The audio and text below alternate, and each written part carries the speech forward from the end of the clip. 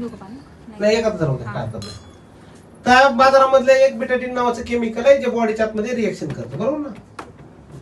एक 5-10 मिली टाकलं तरी काय हरकत नाही, चमचाभर टाका. आता आपण जे पण अन्न खातो टाका बस, जे पण अन्न खातो ना ते अन्न तांदूळ म्हणून नाही, हे खाल्ल्यानंतर पेशींपर्यंत इम्पॅक्ट करतं. मग अशी मी सांगितलं पेशी खराब होतात, ते पेशी इम्पॅक्ट करण्याचं काम करतं बघा. ओके, तुम्हाला क्वेश्चन आन्सर याच्यामध्ये क्लॅरिटी होईल. ओके, मग जेवढ्या आपल्या माणसाच्या बॉडीच्या आतमधल्या पेशी ज्या डॅमेज होतात ना त्याचं कारण तुम्हाला इथं दिसेल. आतमध्ये जेव्हा आपण तांदूळ टाकतो ना, ते तांदूळ म्हणजे एक्झाम्पल आपल्या बॉडीला मिळणारं एक न्यूट्रिशन आहे, पण राईट न्यूट्रिशन नाही गेलं तर आपल्या बॉडीच्या आतमधल्या पेशी पण डॅमेज होतात. जसं याच्यामध्ये जर का बघितलं तर काळ्या प्रकारचे तांदूळ पडलेले तुम्हाला दिसतील.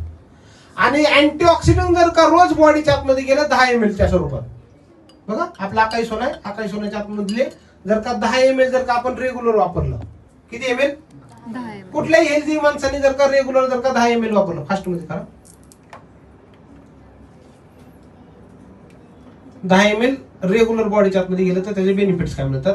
आपली बॉडी क्लिनिंग करण्यामध्ये आणि अँटीऑक्सिडंटचा जर का सोर्स बॉडीच्या आतमध्ये गेला तर आपली बॉडीची रोगप्रतिकारक शक्ती वाढणं आणि त्यासोबत बॉडीच्या आतमध्ये जे पण नंबर ऑफ आजार वाढतात, डिसीज वाढतात, त्याला रिकव्हर करण्याचे काम आणि जबरदस्त लेवलचं इम्प्रूव्ह करण्याचे काम आहे. विषय तुम्हाला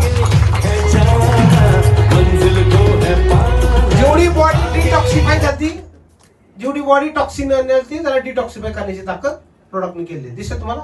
तांदूळ परत तुम्हाला पांढरे झालेले दिसतील. Okay okay, next.